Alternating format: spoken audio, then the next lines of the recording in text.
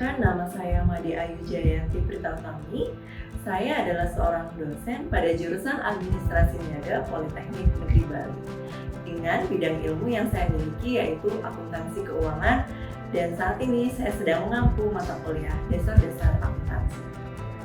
Dalam kesempatan ini, saya akan menyampaikan metode pengajaran saya menggunakan metode DIA atau Delivery Interaction Assessment. Mata kuliah dasar-dasar akuntansi yang saya ampu ini memiliki bobot 3 SKS. Mata kuliah ini memberikan pemahaman terhadap pengertian akuntansi, lingkungan bisnis, pencatatan transaksi akuntansi, siklus akuntansi, persamaan dasar akuntansi, rekening, pencatatan jurnal umum, neraca saldo, pencatatan jurnal penyesuaian, koreksi, serta pembuatan laporan keuangan, dan yang terakhir yaitu aplikasi komputer akuntansi atau Accurate. Mata kuliah dasar-dasar akuntansi memiliki 4 capaian pembelajaran atau CPMK. Di antaranya adalah yang pertama, yaitu mahasiswa mampu menjelaskan pengertian peranan dan profesi akuntansi, serta dapat menunjukkan sikap bertanggung jawab atas pekerjaan di bidang akuntansi secara mandiri. Yang kedua, mahasiswa mampu menjelaskan mengenai transaksi dan persamaan akuntansi, serta menyusun rekening untuk perusahaan jasa, perusahaan dagang, dan perusahaan manufaktur dalam bidang bisnis internasional.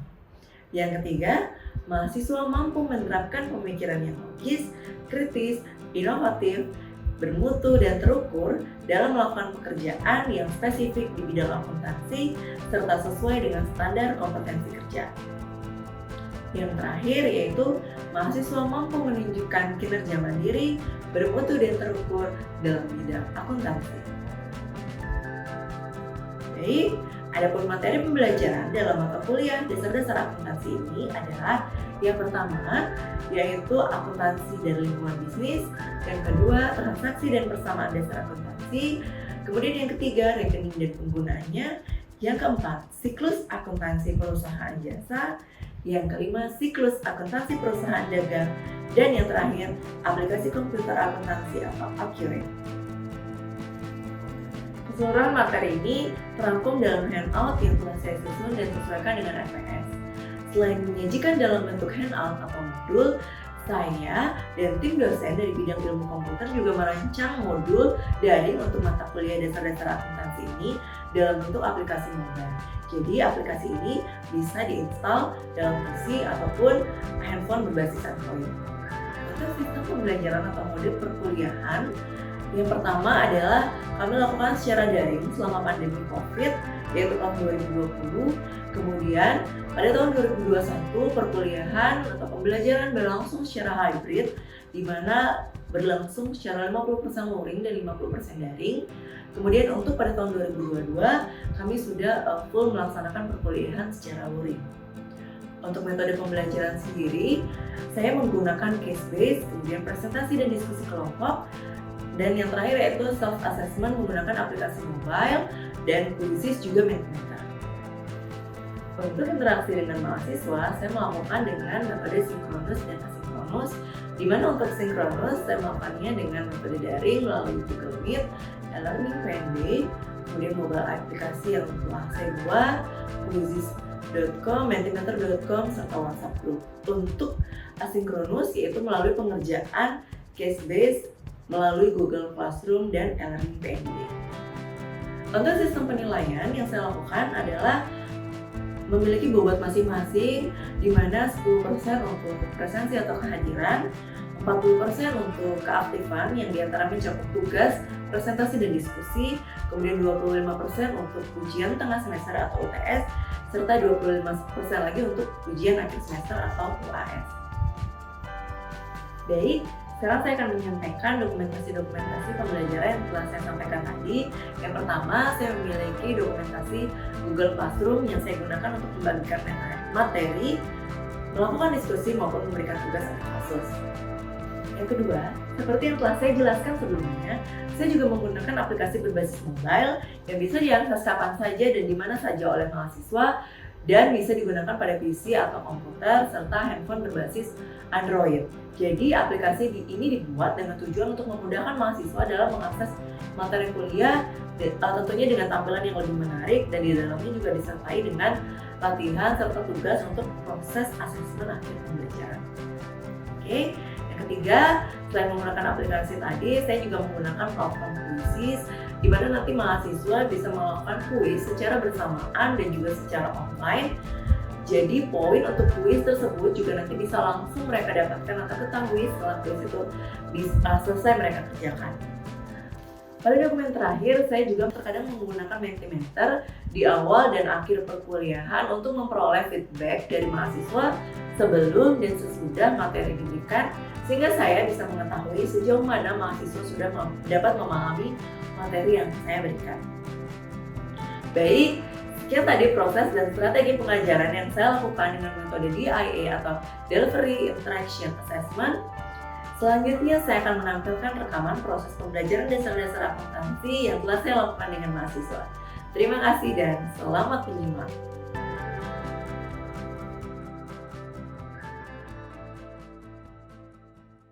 Baik, selamat sore semua. Sore, Bu. Sore, Bu. Sore. Oke, saya rasa sudah hadir semua ya. Oke, sebelum kita memulai perkuliahan hari ini, saya akan melakukan absensi terlebih dahulu untuk kelas 1 DAB ini. Nomor 1, Made Indah Sukmadewi. Hadir, Bu. Oke, baik. Ini Kadek Febri Sri Wulandari. Hadir, Bu. Oke. Ini Kadek Rika Puspitaswari. Hadir, Bu. Ini Ketut Debi Astriani. Hadir, Ibu. Putu Agus Wisma Santika. Hadir, Bu. Ana Agung Putri Artia Aprianti. Hadir, Bu. Oke. Desa Putu Sukmadewi. Hadir, Bu. Nabila Hapsari Santoso. Hadir, Bu. Cinta Alen Darling. Hadir, Bu. Nilo Putu Dania Prastia Dewi. Hadir, Bu. Oke, jadi selain saya melakukan absensi langsung, kalian juga ingat diisi untuk absensi di e-learning ya. Baik, Bu. Ya, Baik, Bu. baik. Dan pertemuan juga materi hari ini. Minggu lalu kita sudah perkenalan intro, jadi menyebutkan atau menyampaikan apa saja yang akan saya ajarkan di satu semester. Kemudian kontrak perkuliahannya seperti apa, RPS seperti apa.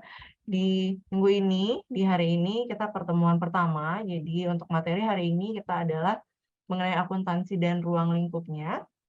Jadi dari handout yang sudah saya bagikan itu, kita akan mulai di bab pertama, akuntansi dan ruang lingkupnya. Jadi mungkin sebelumnya ada yang sudah pernah membaca atau sudah pernah mendengar atau bahkan sebelumnya. Jadi waktu sekolah di SMA SMK dulu udah pernah dengar apa sih itu akuntansi? Ada yang mau berpendapat?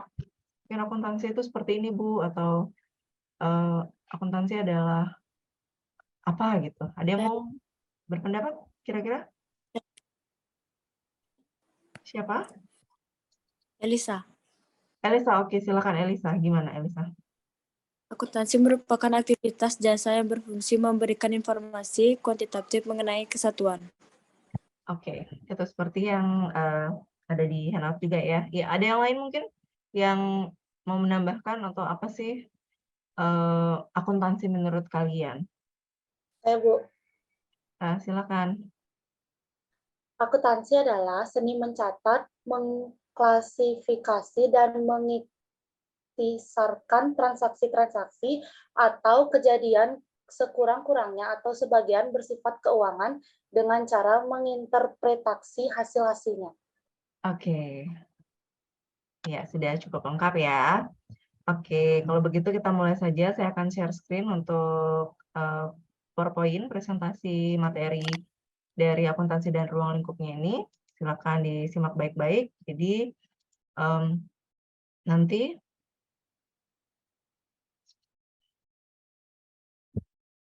Oke, nanti di akhir boleh, di tengah-tengah juga kalau kalian mau interrupt, silakan. Tapi izinkan saya dulu untuk menyampaikan materi. Jadi ini dia yang akan kita bahas, akuntansi dan ruang lingkupnya untuk bab yang pertama. Oke. Jadi dari definisi akuntansi tadi sudah Dania dan Elisa ya, Elisa sudah menyampaikan juga. Kita ada 2 di sini, jadi menurut fungsi dan kegunaannya, kemudian menurut kegiatannya. Kita juga punya definisi akuntansi menurut kegiatan. Nah, dilihat dari menurut fungsi dan kegunaannya, akuntansi itu merupakan aktivitas jasa yang berfungsi memberikan informasi kuantitatif mengenai kesatuan-kesatuan ekonomi, terutama yang bersifat keuangan dan bermanfaat dalam pengambilan keputusan. Jadi ini adalah nanti muaranya ke level manajemen ya. Jadi bagaimana akuntansi ini, laporan keuangan akuntansi ini digunakan oleh mereka untuk mengambil sebuah keputusan, apa yang harus dilakukan untuk kegiatan operasional perusahaan ke depannya seperti apa, itu bisa melihat dari laporan keuangan akuntansi yang dihasilkan. Jadi menurut fungsi dan kegunaan. Kemudian untuk menurut kegiatannya, akuntansi itu adalah seni mencatat, mengklasifikasi, dan mengintiskarkan transaksi-transaksi atau kejadian yang sekurang-kurangnya atau sebagian bersifat keuangan. Jadi poinnya adalah mengenai financial statement. Tadi ini mungkin disampaikan Elisa ya. Oke, dengan cara menginterpretasikan hasil-hasilnya. Jadi hasilnya seperti apa, keadaan perusahaan apakah laba atau rugi, disampaikan juga di akuntansi ini. Oke. Next, kita punya pembagian akuntansi. Yang pertama itu ada akuntansi manajemen, di mana akuntansi manajemen ini adalah cabang akuntansi yang menghasilkan laporan keuangan bagi pihak intern, organisasi, atau manajemen. Jadi yang menggunakan itu adalah pihak intern perusahaan ya, manajemen perusahaan. Kemudian yang kedua, itu adalah cabang akuntansi keuangan, di mana akuntansi keuangan ini adalah cabang akuntansi yang menghasilkan laporan keuangan bagi pihak ekstern, seperti investor, kreditor, dan Bapepam. Ada yang paham? Paham dong pasti semua ya. Tahu kan investor kan? Saya, Bu. Iya, silakan. Investor adalah setiap orang atau perusahaan yang memberikan modal dengan harapan menerima pengembalian finansial. Oke, terima kasih Putri. Ya, benar sekali. Itu ya, tadi yang disampaikan investor, jadi penanam modal. Oke. Kreditor, ada yang mau jawab kreditor? Itu apa? Siapakah kreditor? Saya, Bu. Silahkan Indah. Kreditor itu orang atau badan usaha yang meminjamkan uang. Oke, siap. Yang memberikan kredit. Oke, simpelnya seperti itu. Jadi itu digunakan di akuntansi keuangan ya. Maksudnya dia termasuk dalam pembagian akuntansi, cabang akuntansi keuangan. Dan yang ketiga kita punya akuntansi pemerintah. Akuntansi pemerintah ini cabang akuntansi yang memproses transaksi keuangan pemerintah yang menghasilkan laporan keuangan sebagai bentuk pertanggungjawaban pelaksanaan anggaran pendapatan belanja negara atau daerah itu kepada rakyat melalui lembaga legislatif serta untuk kepentingan pihak-pihak yang terkait. Jadi itu untuk akuntansi pemerintahan. Jelas ya bedanya antara manajemen, keuangan, dan pemerintah. Next. Oke, di awal, di bab 1 kita akan belajar secara umum, jadi general, kita melihat siklus akuntansi itu seperti apa. Jadi, berawal dari mana, sampai berakhir di mana, gitu ya, bermuara di mana. Oke, dalam slide, kalian sudah melihat, jadi dari bukti transaksi, jadi ketika kalian melakukan sebuah transaksi, kalian akan dapatkan sebuah bukti, kemudian nanti akan kalian catat itu ke dalam jurnal. Jadi setelah kalian mendapatkan bukti transaksi, setelah kalian melakukan transaksi, kalian akan mencatatnya atau mentransaksikan itu ke dalam jurnal, kemudian baru membuat buku besar. Buku besar ini adalah seperti general ledger, jadi sebenarnya bukan buku yang besar seperti itu, tapi memang ya namanya buku besar mencakup semua akun-akun yang nanti kalian catat di jurnal. Kemudian nanti kalian akan bikin neraca saldo namanya. Kemudian jika di akhir periode ada yang perlu disesuaikan, kalian akan buat jurnal penyesuaian, kemudian buat jurnal penutup, dan terakhir membuat laporan keuangan. Nah, jenis-jenis laporan keuangan ini dibagi menjadi 3, yaitu laporan laba rugi, laporan perubahan modal, dan neraca. Itu yang nanti kita akan pelajari secara umum. Mungkin kalian yang sebelumnya pernah belajar jenis laporan keuangan yang lain, tapi secara umum di basic untuk dasar-dasar akuntansi level kalian ini saya akan perkenalkan dulu untuk ketiga laporan ini saja. Jadi laporan laba rugi, perubahan modal, dan neraca. Next. Untuk prinsip-prinsip akuntansi, kita ada 3, yaitu konsep entitas atau kesatuan usaha, dan prinsip objektivitas serta prinsip biaya. Jadi untuk konsep entitas itu kita punya artinya adalah kesatuan usaha akuntansi, yaitu suatu organisasi yang berdiri sendiri, terpisah dengan kesatuan usaha yang lain atau dengan pemiliknya. Kemudian untuk prinsip objektivitas, itu artinya adalah catatan dan laporan akuntansi, jadi harus didasarkan pada data yang bisa dipercaya, sebagai laporan yang menyajikan informasi yang tepat guna. Jadi oleh karena itu, catatan akuntansi harus didasarkan pada informasi yang berdasarkan dari kegiatan yang didokumentasi dalam bentuk bukti yang objektif. Jadi maksudnya apa adalah apa yang kita transaksikan, jadi jumlahnya atau harga dari barang yang kita beli berapa, itu yang kita catat gitu ya. Maksudnya jangan ada yang dilebih-lebihkan, jangan ada yang dikurang-kurangi, jadi benar-benar dicatat secara objektif. Kemudian untuk prinsip biaya, jadi prinsip biaya ini menetapkan bahwa barang atau jasa yang dibeli atau diperoleh itu dicatat berdasarkan biaya yang sesungguhnya dikeluarkan untuk memperoleh barang atau jasa tersebut. Next, untuk pengguna akuntansi, kita ada manajer, itu untuk pihak internnya, kita ada investor, yang tadi sudah dijelaskan oleh Siapa Putri ya. Kemudian instansi pemerintah, ada kreditor, kemudian ada organisasi nirlaba. Jadi organisasi nirlaba ini adalah sebuah organisasi yang not profit oriented, jadi dia tidak berorientasi pada laba. Jadi contohnya seperti organisasi-organisasi sosial. Kemudian ada pemakai lainnya yang memang juga menggunakan akuntansi, gitu ya. Untuk profesi akuntansi, kita ada akuntansi publik dan akuntansi intern. Jadi untuk akuntansi publik itu adalah berkenaan dengan pelayanan jasa akuntansi bagi masyarakat. Nah, disebut akuntansi publik, ini karena akan mendapatkan fee dari pengguna jasanya. Jadi contohnya itu adalah pemeriksa laporan keuangan, bantuan bidang perpajakan, biasanya ada konsultan pajak, kemudian ada konsultan manajemen juga. Untuk akuntansi intern, jadi akuntan yang bekerja di dalam sebuah perusahaan itu disebut akuntansi intern, dan disebut juga biasanya akuntansi swasta. Jadi jasa yang diberikan itu meliputi pekerjaan-pekerjaan sebagai controller, bookkeeper, cost accountant, auditor internal, dan tax specialist, seperti itu. Nah, ini yang terakhir kita punya jenis-jenis karakteristik perusahaan. Jadi jenis-jenis karakteristik perusahaan ini, jadi ada tiga jenis ini yang sekiranya nanti selama 1 semester ke depan akan kita pelajari. Ini kan baru di bab 1 ya, baru masih secara general. Nanti kita akan belajar mengenai transaksi-transaksi apa aja sih yang terjadi di ketiga perusahaan ini. Jadi jenisnya ada 3, yaitu perusahaan manufaktur, kemudian perusahaan dagang, dan perusahaan jasa. Untuk perusahaan manufaktur, kalian pasti sudah sering tahu bentuknya, cuman apa mungkin kalian tidak menyadari bahwa itu adalah sebuah perusahaan manufaktur. Jadi dari definisinya adalah perusahaan ini mengubah input dasar bahan baku menjadi produk jadi. Ada yang tahu contohnya seperti apa? Misalnya, jadi di manufaktur ini kegiatan basicnya itu adalah mengubah bahan baku menjadi produk jadi.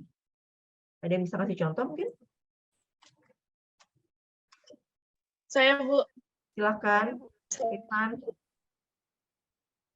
Contohnya bahan baku benang jadi kain, Ya, benar. terus kedelai bisa jadi tahu, kecap, seperti itu.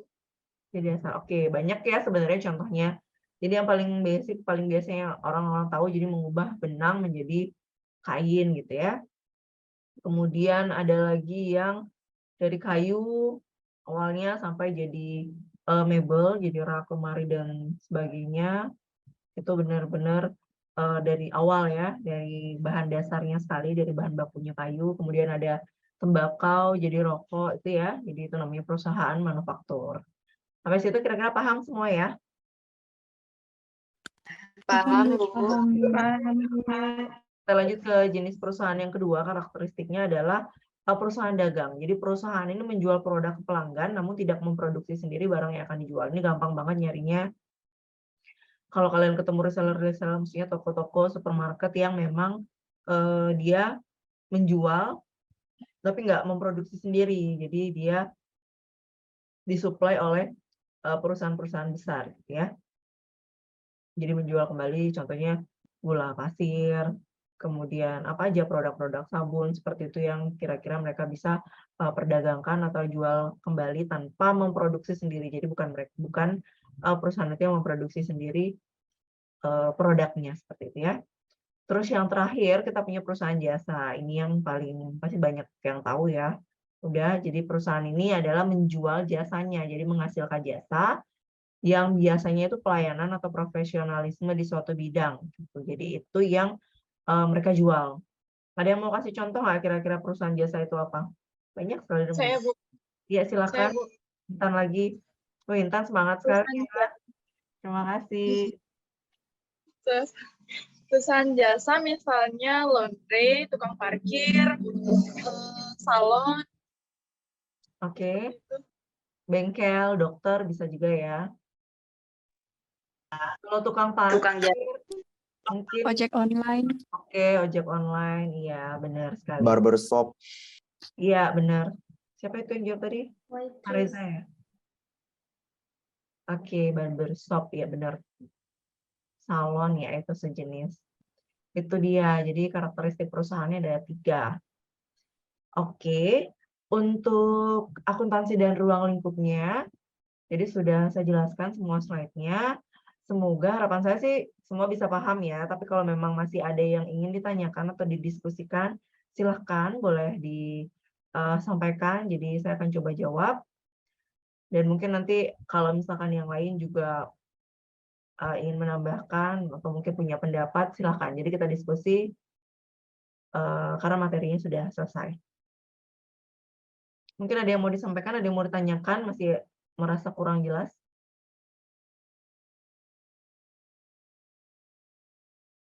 Atau sudah jelas semua, sudah dapat dipahami apa yang saya sampaikan?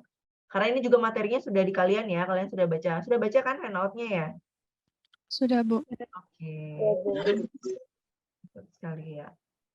Jadi gitu ya, saya share dulu handout-nya, kalau kalian memang sudah baca, kemudian saya sampaikan lagi dalam bentuk presentasi seperti ini, kalau memang masih ada yang mau ditanyakan silahkan, tapi kalau memang sudah merasa paham, jadi dengan membaca dan saya jelaskan sedikit, akan sangat lebih baik. Tuh. Oke, sudah hadir dan sudah absensi semua. Nanti untuk tugas akan saya share di e-learning ya, untuk tugas dari bab 1 ini. Baik, Bu. Baik, Bu. Oke, dan saya juga akan minta input, feedback dari kalian untuk penyampaian materi. Jadi setiap babnya itu akan saya sampaikan nanti lewat Mentimeter, seperti yang saya sudah pernah jelaskan sebelumnya di pertemuan sebelumnya. Jadi saya akan minta feedback kalian sejauh mana kalian sudah mengerti atau paham terhadap materi yang saya sampaikan hari ini. Oke, baik, saya tanya lagi, kira-kira apa ada yang masih mau ditanyakan? Jadi sebelum, ya mungkin kalau memang sudah paham ya kita akan akhiri, tapi kalau memang masih ada, ya silahkan kita buka diskusi mumpung masih ada waktunya. Ada nggak kira-kira yang masih mau? Oke, Saya mau bertanya. Kan Putri. tadi kan sudah dijelaskan Bu ya tentang jenis laporan keuangan itu ada laporan laba rugi, laporan perubahan modal sama neraca. Nah, saya mau nanya kalau di dalam neraca itu terdapat apa aja Bu ya? Oke, terdapat komponen apa aja seperti itu ya, Putri ya pertanyaannya ya. Oke, bagus ya pertanyaannya dari Putri. Dan memang ya mungkin di bab 1 ini kita masih general ya, maksudnya masih basic, masih pengenalan secara umum. Dan kebetulan yang Putri tanyakan itu akan kita pelajari nanti di pertemuan kedua. Jadi di pertemuan kedua itu nanti kita akan belajar transaksi dan persamaan dasar akuntansi, yang mana kita juga akan belajar komponen-komponen dari neraca. Jadi bisa mungkin saya ulas sedikit di awal di pertemuan 1 ini. Jadi nanti kita akan mengenal namanya aktiva atau aset, kemudian ada utang atau kewajiban, dan kita ada ekuitas atau modal. Jadi ketiga komponen itu yang nanti akan ada di laporan neraca. Seperti itu Putri. Jadi kita akan belajar itu nanti minggu depan ya. Minggu depan kita ketemu lagi untuk membahas transaksi dan persamaan dasar akuntansi. Jadi akun-akun apa aja, rekening-rekening apa aja yang ada di aset, kemudian kewajiban atau hutang dan modal itu nanti kita pelajari di pertemuan yang membahas mengenai transaksi dan persamaan dasar akuntansi. Oke, itu ya Putri ya. Terima kasih Putri. Ada yang lain? Terima kasih, Bu. Ya, sama-sama. Untuk absensi e-learning sudah semua kalian lakukan juga ya. Jadi selain saya absensi langsung, silakan juga sudah diisi seperti saya share caranya minggu lalu. Isi sesuai jam kehadiran, maksudnya jam mulai mata kuliah kita. Baik, Bu. Baik, Bu. Baik, Bu. Baik, Bu. Siap, Bu. Baik, Bu. Gimana? Ada lagi yang mau ditanyakan kira-kira? Dewi? Sudah cukup, Bu. Sudah cukup, Pak Reza udah paham sekali ya, Pak Reza ya? Siap, Bu. Siap. Sudah mengerti. Oke, sudah mengerti. Baik. Kadang ada yang sudah mengerti biar cepat selesai, tapi saya harap kalian nggak seperti itu ya. Jadi karena memang masih di awal ya, masih basic lah, masih pengenalan. Jadi saya rasa pasti akan mudah kalian untuk memahami. Tapi apapun itu, karena kita sudah ada grup juga di WhatsApp, kemudian di e-learning. Jadi kalau misalkan kalian ada menemui kendala apapun itu, jadi di setiap bab nanti kalian ada mempelajari, silahkan disampaikan saja ya. Jadi baik kalau memang kalian tidak ada pertanyaan lagi untuk materi ini, saya anggap sudah selesai. Kita akan lanjut nanti di materi kedua mengenai transaksi dan persamaan dasar akuntansi di minggu depan. Jadi sudah bisa saya simpulkan untuk bab 1 bisa saya tutup ya. Oke, untuk perkuliahan hari ini bisa saya akhiri. Bisa, Baik, Bu. Bu. Bisa, Bu. Silakan, Bu. Dan tidak lupa saya mengingatkan lagi untuk nanti materinya silakan diisi ya. Untuk feedback kita perkuliahan hari ini. Silakan berikan tanggapan kalian seperti apa. Oke? Baik, Bu. Baik, Bu. Baik, Bu. Baik, kalau begitu ya saya akhiri. Selamat sore. Terima kasih. Baik, Bu. Selamat sore, Bu. Sore, Bu. Terima Terima kasih, Bu. Terima kasih, Bu.